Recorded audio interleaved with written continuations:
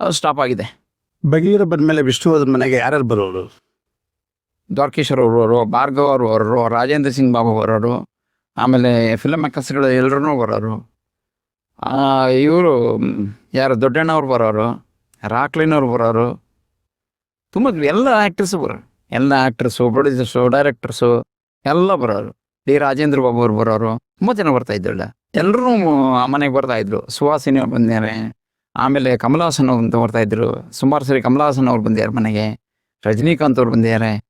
ಎಲ್ಲ ಫಿಲಮ್ ಆ್ಯಕ್ಟರ್ಸ್ಗಳು ಬಂದು ರಾಜಕೀಯ ತಿಳ್ಬೋದು. ಗುಂಡೂರಾವ್ ಜಾಸ್ತಿ ಬರ್ತಾಯಿದ್ರು. ಅನಂತ್ ಕುಮಾರ್ ಅವರು ಬರ್ತಾಯಿದ್ರು. ಅನಂತ್ ಕುಮಾರ್ ತುಂಬ ಸರಿ ಬರ್ತಾರೆ ಅನಂತ್ ಕುಮಾರ್ ಅವರು.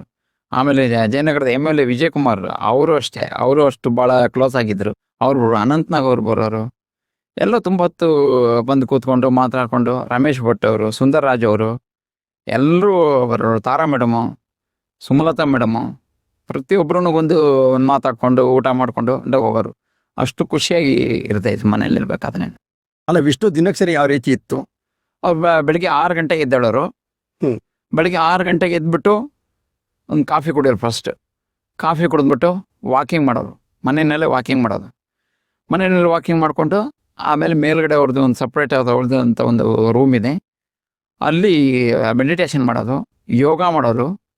ಆಮೇಲೆ ಬನ್ನಂಜಿಯವ್ರದ್ದು ಕ್ಯಾಸೆಟ್ ಇತ್ತು, ಆ ಬನ್ನಂಜಿಯವ್ರ ಕ್ಯಾಸೆಟನ್ನು ಹಾಕ್ಕೊಂಡು ಅವರು ಯೋಗ ಮಾಡ್ತಾ ಇದ್ದಿದ್ದು, ಮೆಡಿಟೇಷನ್ ಮಾಡ್ತಾ ಇದ್ದ ಅಲ್ಲೇ.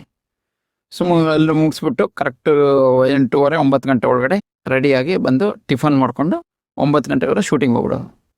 ಶೂಟಿಂಗ್ ಅಷ್ಟೇ, ಶೂಟಿಂಗ್ ಹೋದ್ರೆ 11:30 ಮನೆಯಿಂದ ಊಟ ಕಳಿಸ್ಬೇಕು. ಮನೆಯಿಂದ ಒಂದು 15-20 ಜನಕ್ಕೆ ಊಟ. ಮನೆಯಿಂದನೇ ಊಟ? ಮನೆಯಿಂದನೇ ಹೊರಗಡೆ ಏನು ಅಂತ 15-20 ಜನಕ್ಕೆ ಊಟ. ಇವರು ತಿಂತಾರ ಇಲ್ವೋ, ಬೇರೆಯವ್ರು ತಿನ್ಸಾರ ಇವರು. ಏನು ಕಳಿಸ್ತಾ ಇದ್ರು? ಎಲ್ಲ ಮನೇಲಿ ಮುದ್ದೆ, ಚಪಾತಿಗಳು, ಆಮೇಲೆ ಅನ್ನ, ಸಾರು, ಹುಳಿ, ಪಲ್ಯ ಎಲ್ಲ ಇರುತ್ತೆ. ಎಲ್ಲ ಒಂದು ದೊಡ್ಡ ಕ್ಯಾರಿಯರ್ಲು ಒಂದು 20 ಜನಕ್ಕಾಗಷ್ಟು ಕಳಿಸ್ತಾರೆ ಡೈಲಿ 11:30 ಬಂದು ಊಟ ತೊಗೊಂಡೋದು. ಯಾರು ತೊಗೊಂಡೋದವರು? ಕಂಪ್ನಿಯಿಂದ ಕಾರ್ ಬರೋದು. ಕಂಪ್ನಿಯಿಂದ ಕಾರ್ ಬಂದು ಊಟ ತೊಗೊಂಡೋದರು. ಎಲ್ಲರೂ ಊಟ ಮಾಡೋರು. ವಜ್ರಮಣಿ ಸಾರೆಲ್ಲ ಭಾಳ ಇಷ್ಟಪಡ್ತಾಯಿದ್ರು. ಮನೆ ಊಟ ಅಂದರೆ ತುಂಬ ಇದು ಮಾಡ್ತಾಯಿದ್ರು. ವಜ್ರಮಣಿ ಸಾರೆಲ್ಲ ಭಾಳ ಕ್ಲೋಸ್ ಆಗಿದ್ದಾನೆ. ಅಶ್ವಥ್ ಅವರು ಅವರೆಲ್ಲ ಭಾಳ ಇಷ್ಟಪಡೋದು. ಮನೆಯಿಂದನೇ ಊಟ ಹೋಗ್ತಾ ಇದ್ದು, ಅಲ್ಲೇ ಊಟ ಮಾಡೋರು.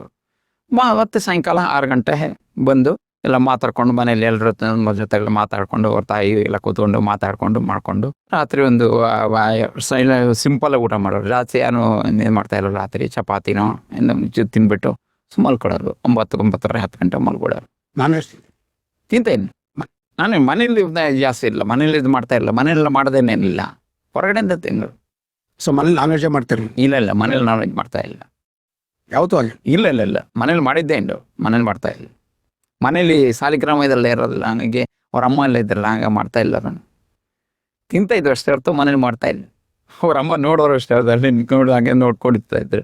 ಮನೇಲಿ ತಿನ್ನೋ ಡೈರಿ ಇಲ್ಲ, ಆದರೆ ಮಾಡ್ತಾ ಇಲ್ಲ, ಮನೇಲಿ ಮಾಡ್ತಾ ಇಲ್ಲ. ಈಗ ಯಾವತ್ತು ಮನೇಲಿ ಮಾಡಿದ್ದಿಲ್ಲ. ಏನು ತುಂಬ ಇಷ್ಟ ಅವ್ರಿಗೆ ವಿಷ್ಣುವೆ ಊಟ?